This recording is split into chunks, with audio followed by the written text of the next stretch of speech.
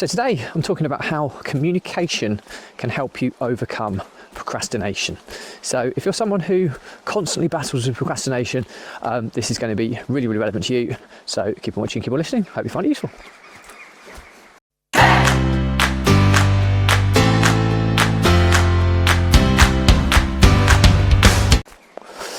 Welcome back to consecutive day 2011 of a diary of a runpreneur. And today's episode, I'm talking all about how you can overcome procrastination, fundraiser for saving the lives of children, by attempting the ultimate ultramarathon of run vlogging on consecutive days, a distance of a lap of the world, barefoot style. And the more people we get in front of, more money we raise, more children's lives we save, which is why I do this every single day.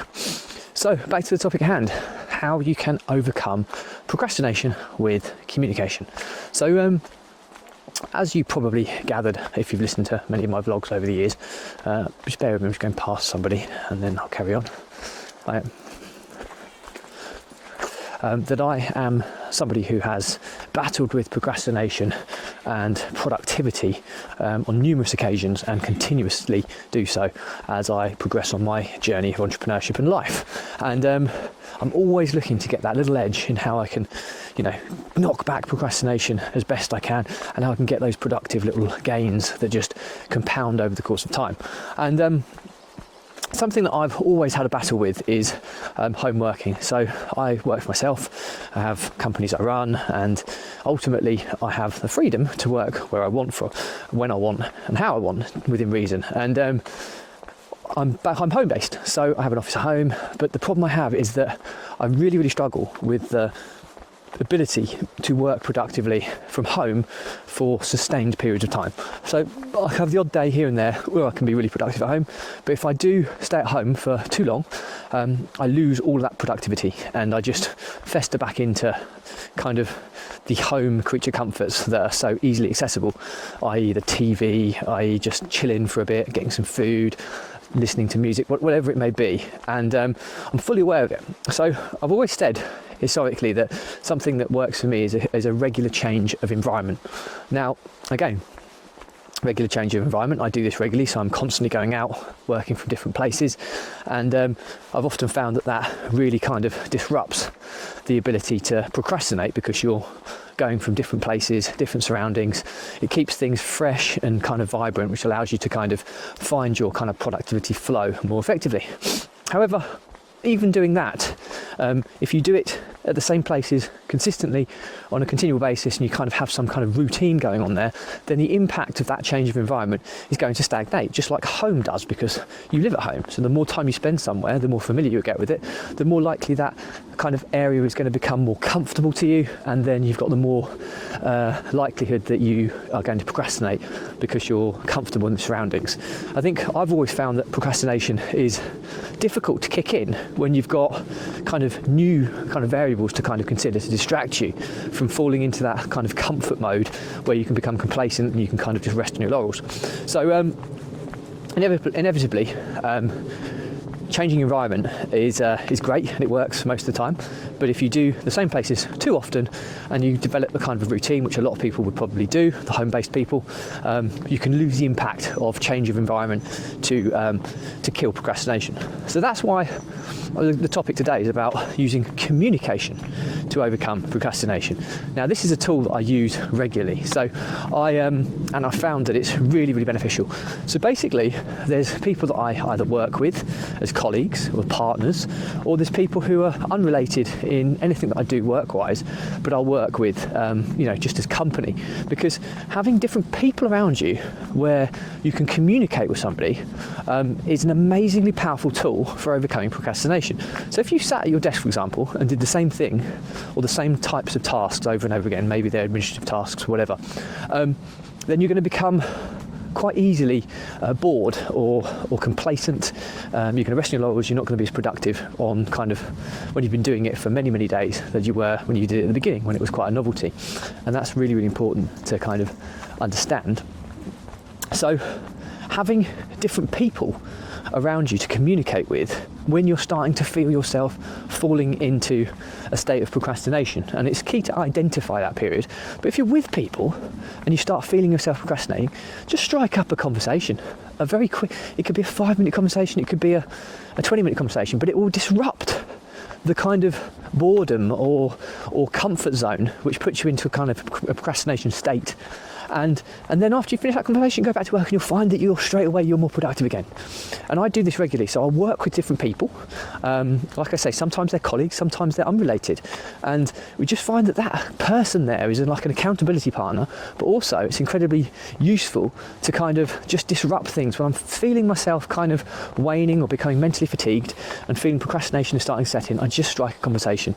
And obviously you need to make sure the other person is aware of while you're having these kind of working relationships with these people, because obviously you don't want to be in a situation where you're constantly disrupting other people.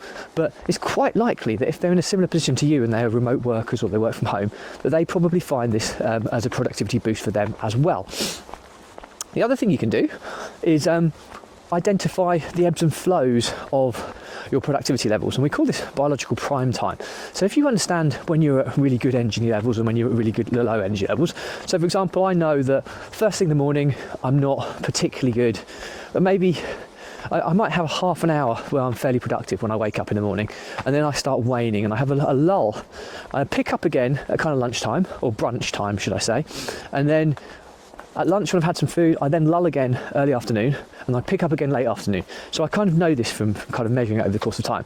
And what I can then do is, when I understand the low times, when I'm in my low energy mode, that's when procrastination is going to set in. So what I do is I schedule kind of any online meetings I've got to take, I'll schedule at the times when my energy levels are low, because you've got the kind of uncertainty of having a meeting with somebody where you have to be kind of on point to be able to make it a productive meeting. It kind of disrupts that flow of falling into a procrastination zone, and that's really, really useful by communicating with people, because it just lifts you up, and then by the time you finish that, you're ready to go again. And I've found that communicating with people is such an effective method, because ultimately, whereas environments are familiar and similar, even though you might work with similar people all the time, you generally talk about different things. So it keeps things variable and fresh to kind of disrupt you when you're falling into a state of procrastination. So the learnings from my diary today is that if you are somebody who procrastinates a lot, which most of us are, I've talked about using a change of environment to help disrupt procrastination and get you back into a productive state of flow. But the other way, what you can do is you can use communication. So work around people you know, whether they're colleagues or whether they're friends or acquaintances, who you can just spend some time working together. It might be that you're silent for most of the time, but when you feel that you're falling into that state of procrastination, just strike up a conversation.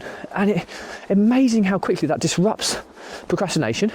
Might be a 5-minute conversation, and then go back to work, and you'll find yourself finding productivity flows again, really sustainably. And if you start learning these little hacks, the compounding effects can be huge. The other thing you can do, if you don't have people you can kind of work around who you know, then you can use your online meetings. So when you have meetings with colleagues or customers or whatever, book them in from when you think you're going to be at a low energy level. So this is where you need to get a little bit more advanced, and you have to understand your kind of biological prime time. So understand the ebbs and flows of your mental energy. When your mental energy is high, you're going to be in a state of flow. When your mental energy is low, you're going to be in a state of procrastination. And you'll find when you track this that it's pretty routine based on your sleep patterns and everything that can have an impact on it. When you understand the ebbs and flows throughout the day, book your meetings, online meetings or physical meetings, at the times when your energy levels are going to be low, because the variability of speaking to people and having to be on point to make that a productive conversation disrupts the procrastination state and puts you back into a productive state. And it can just really be useful to kind of lift your levels of productivity when you would usually procrastinate. So anyway, that's it for me today. Any questions or comments, hope you find it, drop me a line. Anything relevant I'll respond to. But do remember, if you believe in my mission of saving the lives of children by attempting the ultimate ultra marathon of run vlogging on consecutive days, the distance of a lap of the world barefoot style, do give this a subscribe, share, like and comment, as the more people we get in front of, more money we raise, more children's lives we save, which is why I do this every single day. Thank you as always. Stay positive, stay happy, and I'll see you again tomorrow.